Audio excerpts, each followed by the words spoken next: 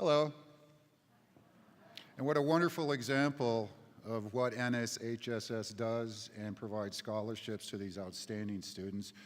It was extremely difficult to pick a winner because they were all so fantastic. And as I stand here today, we're going to give out the Nobel World Betterment Award. Nobel, along with Jim Lewis, founded the National Society of High School Scholars.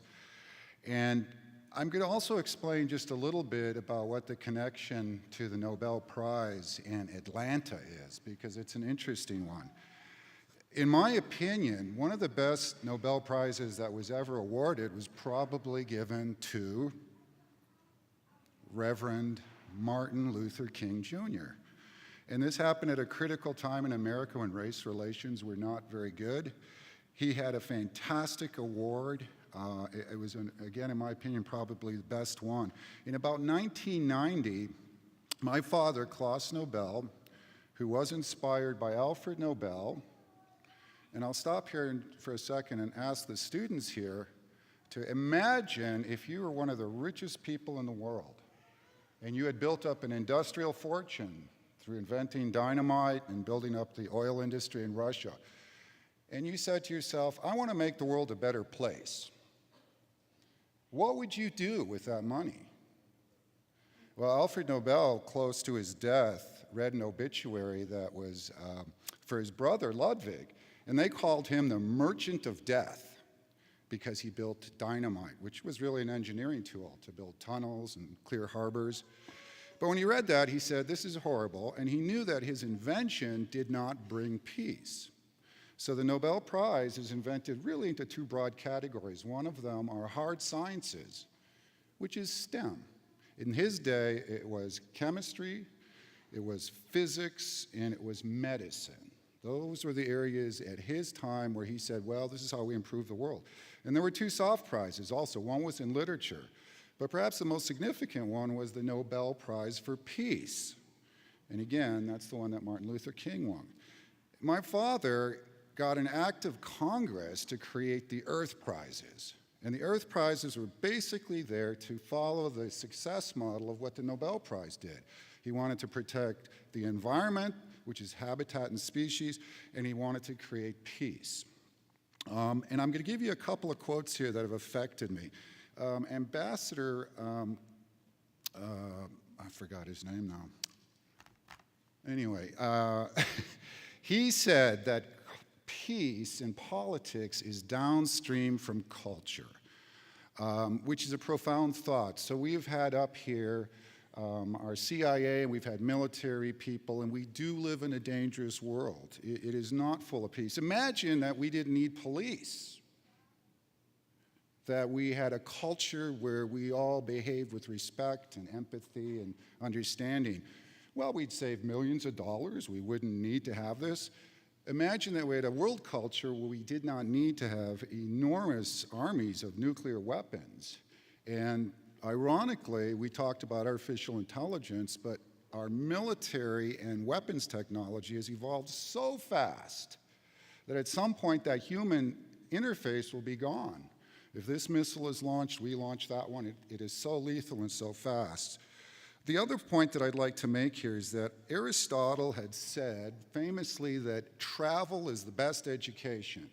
And we've talked about that here with a gap year, I think education first, and how important it is to go and learn different languages and different cultures. Through NSHSS, you may have a chance to study in China. China is not really our enemy. And the more cultural bridges we can build to China and to Russia and to other countries where we may have some political and ideological differences is very, very important. You could learn Cantonese. You could go to Shanghai. You could go to Beijing. You could go to Hainan province and study medical technology. The options are endless. Here's another quote that's affected me. The CEO of Google, Sundar Pichai, has said that technology will not solve humanity's problems. So here we have a leader, one of the biggest technology companies in the world, that said technology will not solve our problems. So what is the issue here. It is how we humans interact on a humanitarian and spiritual level. Alfred Nobel, when he created the Nobel Prizes, he said, okay, there's going to be hard prizes. In our age, it's science, technology, engineering, and math. But in fact, there should be an A in there for arts and for the humanities, because we need to control these incredible engines of mass destruction and mass distraction, economics, and it all comes down to the human element. So we need to think with our heart as well as our mind. So I'm going to talk a little bit about our first recipient of the World Betterment Prize here. Our first recipient is Arthur Blank. Arthur Blank is very prolific. He is a humanitarian and a tremendous businessman. His portfolio currently includes the Atlanta Falcons, the PGA Tour Superstore, the Arthur M. Blank Family Foundation, Mountain Sky Guest Ranch, Atlanta United. I think that's a soccer team, yes? Well, I'm not going to say anything. I'm from Portland, Oregon, and I'm going to have to root for the Timbers, but in the spirit of good sportsmanship, it'll be a great game. Mr. Blank believes in the importance of making a difference, and during his 23 years with Home Depot, the company has donated more than $113 million to communities. So what a tremendous philanthropist he is. His foundation has also granted more than $300 million to support early childhood development, education, the arts, parks, and green space. Some of his many accomplishments include being twice named to Georgia's most respected CEO by Georgia Trend Magazine, the Board of Trustees of the Carter Center, Board of Trustees of Cooper Institute, the Board of Trustees of First Tee. Now, Mr. Blank would not be here today, but we are giving this award in his absence. So please give a round of applause.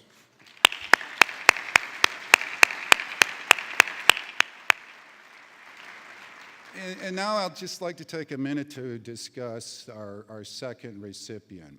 Again, when Klaus Nobel invented the Earth Prizes, which Ted Turner called the Green Nobel Prize, what a great name that is,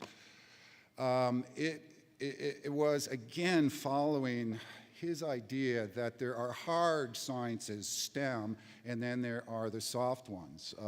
We're calling them human betterment. So it's interesting, Jim Lewis and Alfred Nobel, how great minds think alike.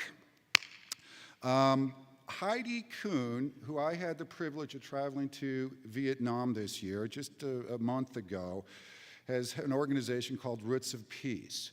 And I want to put this out to the students here that are focused on world betterment. 21 years ago, her organization was her in a shoebox full of letters and stamps in her basement. But she had passion about the idea, and it grew and it grew and it grew. So she planted that seed and it kept growing. Ms. Kuhn was a CNN producer and reporter. She worked in Alaska and she worked in Moscow, and she was there during the Soviet Union. And when it sort of fell apart, at one part in her life, she had cancer. And anybody here that's known anybody who's had this disease, we need more technology in medicine and preventing cancer. But she said, "Dear God, please help me get through this ordeal, and I will work to make the world a better place." It's a beautiful thing. So we went to Vietnam with Roots of Peace, and what Roots of Peace does, it is a perfect not-for-profit model. They go into an area of the world where there's a huge problem, in this case, all the landmines that are there.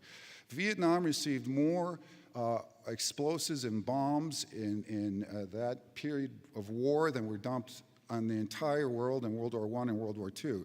So they had 500-pound bombs from B-52s. They had cluster bombs, which are incredibly horrible, and they should be outlawed. They also used Agent Orange. So we had a chance to go see, it was very horrible, women with no legs because they stepped on a landmine. A pepper farmer who had no arms because he picked up a cluster bomb. Heidi goes into these areas, and works with another organization called MAG, the Mine Advisory Group, where they've mapped out all the bombs and where they are. And one day, we went out to a beautiful sandy field, and it was hot, and you know, you travel, you're jet lagged, and then all of a sudden, here we are with our Communist Party advisor and their guards and the not-for-profits with me and Heidi and some other people. And they're saying, here's where the landmines are, here's where you can step, here's where you can't step, and so forth. And then finally they brought us into a spot in the ground where it was covered by sandbags, and we looked down there, and there was a mortar shell. So about 50 years ago, the Vietnamese and Americans were killing each other. And after 50 years, there's still bombs in the ground. So here's a mortar shell. It's about the size of a Coke bottle. And we looked at it and we go, it's all rusty and it's 3 feet underground. Does it even work? I had the honor and sacred privilege, really, of detonating that mine. And my thought was, it isn't going to work. And we were 200 yards away, and I pushed the button, boom. I couldn't believe how loud it was. I felt the concussion in my chest. And as we stood there, kind of talking and just absorbing this horrible but beautiful moment, all of a sudden I could smell the smoke from the explosion. And it just kind of drifted in. Then one of the gentlemen from the Mine Advisory Group said, oh, that's cordite. Cordite was invented by Alfred Nobel. And I thought, what an ironic moment that here was this man who created the Nobel Peace Prize, and one of his inventions went into war, and I came here almost 200 years later to detonate that. And what I'd like to say about Heidi on a personal level is that we talk about being motivated and having a humanitarian and spiritual connection to your work. And so she does everything very well. 21 years of work here. She's a tireless, dedicated humanitarian. And having said that, I would like to recognize Ms. Heidi Kuhn with the Klaus Nobel World Betterment Award.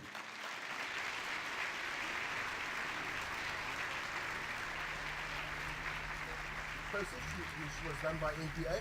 This project that I've just mentioned here now, this is funded by survey. Phát hiện vật liệu nổ là bom chùm. Now I would like to introduce you the working map we use. It's in our e-books that we're looking at ground zero and the heat.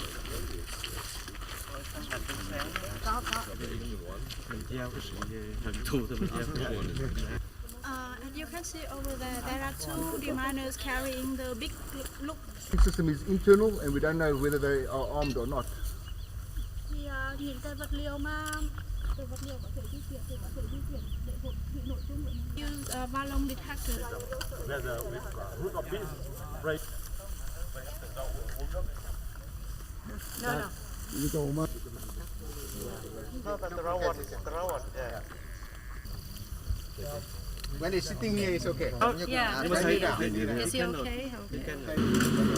In this area, in total, in general, this area is. Yes, I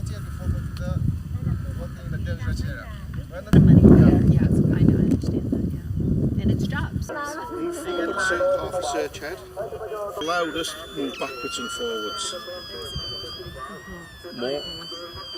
I'm going to give you a quick demonstration on the equipment and how it works, okay? Yeah, they've killed just like that happened.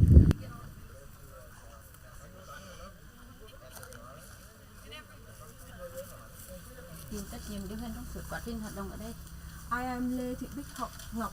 I am the team leader. One team leader, one deputy team leader, one medic. Tài sản của đội có tất cả 3 loại máy.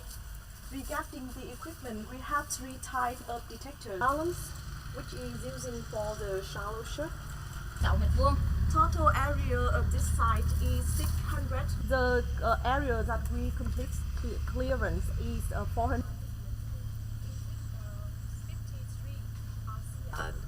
Our Lady of Lavang. Where is that in miles in relation to where we are on the red? Mainly finding here is Yeah, sure. yeah, it's fun. So that's all the stuff you could see going over is the sandbags that obviously tamped it down. Minefields currently here in Contry. There's one that was around. As long as the case isn't cracked, it doesn't read. Still active. Stuff from the 1940s is still big enough to sink. Of where the submunition possibly could be, or anything could be. They're just getting a metal signal at the moment, so we call it. Once they've got it, they'll go 20 centimetres. Please, and just explain. She was with his mother yesterday. His mother is the Or if it's safe to move, which sometimes it is, they can then shift it to our safe range. So this is the clearance patch to make sure you've missed nothing. They move up, find the signal from the ground.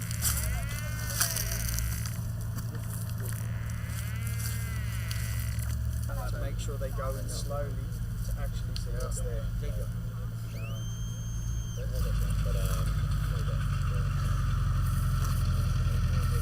So they will dig until they find the bit that they have to swim around.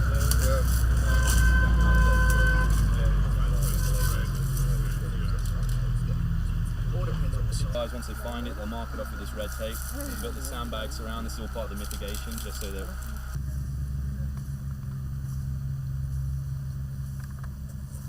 Năm, bốn, ba, hai, một, go! Wow! Các vị tiền cảnh giới báo cáo an toàn không bảo đảm.